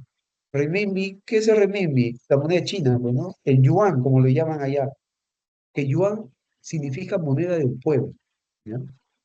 El yen japonés y la libra esterlina, ¿ya? Son cinco activos de reserva, de las cuales, de lo que ya tenemos también nosotros, el FMI nos da esa línea, digamos, ¿no? Intangible, es como si nos daría una tarjeta de crédito o algo así, ¿no? Y eso se utiliza para saldar déficit que se pueda presentar en la balanza de pagos, ¿ya? Fue creada como una reserva internacional complementaria en el contexto del sistema de paridades fijas de Bretton Woods, acuerdo a la cual se ha llegado en 1944, allá en Estados Unidos, en New Hampshire, eh, casi terminando la Segunda Guerra Mundial. Es utilizado como unidad de cuenta por el FMI y otros organismos internacionales. No es ni una moneda ni un crédito dentro del FMI, y se puede canjear por monedas de libre uso, ¿ya? Eh, ¿Qué significa eso? Que es un activo que se va a utilizar para que se pueda ajustar los desequilibrios que puedan existir, dicho de otra manera, porque ya lo dije, en la balanza de pagos.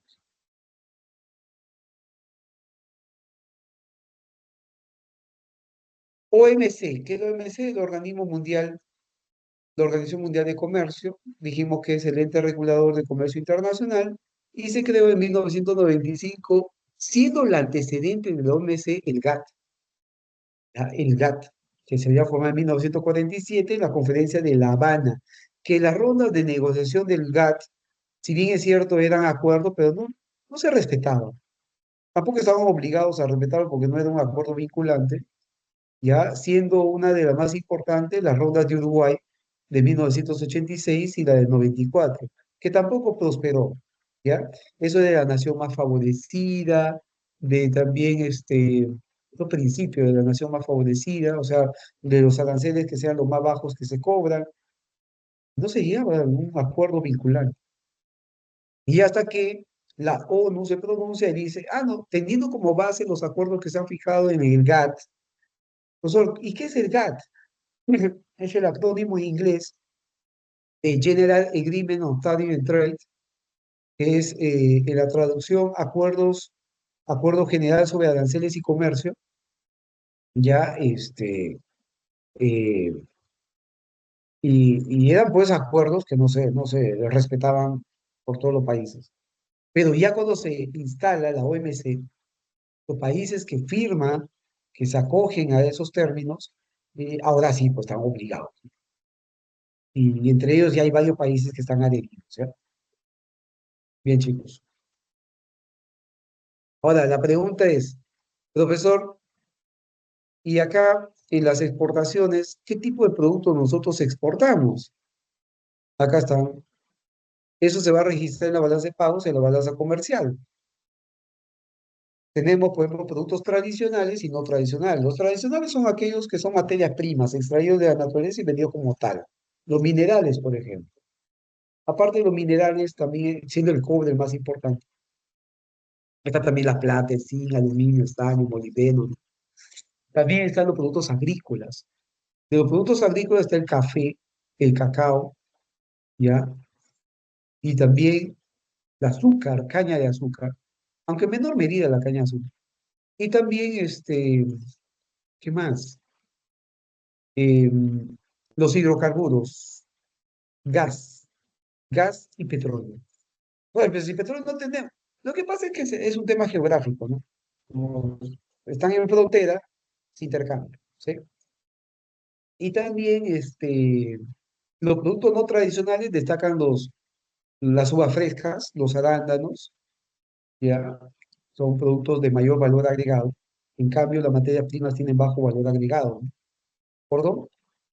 Entonces, son lo que más nosotros exportamos. Las paltas, los espárragos, ¿no? También los textiles. Eso es lo que... Y lo que más importamos son los químicos, también combustible y también los productos agrícolas como el trigo, el maíz y la soya. Viene de capital como maquinaria de construcción para el sector minero, agrícola, ¿no? Celulares también, computadores portátiles, como viene de capital. Y como viene de consumo, hay no duraderos y también duraderos. Los no duraderos, medicamentos, cosméticos, ¿no? Alimentos en conservas. Y también, por otro lado, los bienes duraderos están artefactos electrodomésticos y automóviles. Eso es lo que más destaca. ¿Ya? En los últimos años hemos tenido un saldo de la balanza comercial que ha sido superavitaria. Hemos exportado más de lo que hemos importado, así que, bueno, no nos fue mal. Hemos tenido años también, de año 2013, 14, 15, en que hemos tenido negativo, ¿ya? Sobre todo 2014 y 2015. Y eso es lo que se registra en la balanza en cuenta corriente, ¿no? Que es primerito en la balanza comercial. Luego está la balanza de servicios, servicios no financieros, turismo, transporte, telecomunicaciones. Y también se registra en la renta de factores, ¿no? La ganancia de las utilidades de las empresas, los dividendos, los intereses, rentas de trabajo. Y las transferencias corrientes son operaciones unilaterales, ¿sí? Que no tienen contrapartida. Las remesas, por ejemplo, donaciones. En la balanza de cuenta financiera, ¿qué se registra? Capitales a largo plazo y corto plazo. En capital a largo plazo destacan la inversión extranjera directa y también en corto plazo destacan los capitales golondrinos, esos que se quedan por periodos menores a un año. Luego se suma y restan los créditos con débitos. Felizmente en nuestro país los créditos superan a los débitos, así que acumulamos reservas internacionales. Ahora, si tenemos un déficit, no queda de otra. FMI préstame plata y eso se registra en financiamiento excepcional. Cuando nos perdonan la deuda, también financiamiento excepcional, porque sería un saldo. Y en errores o omisiones, operaciones que, bueno, dinero que proviene de actividades ilícitas, narcotráfico, contrabando, piratería, se hace un estimado, minería ilegal, y eso se registra en omisiones, errores o omisiones. Y finalmente tenemos el resultado de horas de pagos, que en nuestro país ya hemos acumulado reservas que superan los 82.000 millones de dólares. Bien, chicos, y eso sería todo. Profesor, ¿y por qué es importante las reservas internacionales? Con eso se paga la deuda externa, no falso. Con las reservas internacionales no se paga la deuda externa. Tenemos ahí los activos que son, ¿cómo le llaman? Posición de cambio, ¿ya? Que asciende a casi 50.000 millones de dólares, de las cuales el BCR puede disponer para que cuando suba el dólar o el tipo de cambio con cualquier otra moneda, agarra nuestra reserva de la posición de cambio y puede mitigar los cambios bruscos del dólar o del euro también puede ser. O sea, para que nuestra moneda, comparado a monedas extranjeras, no pierda mucho su valor, no se deprecie. ¿De acuerdo?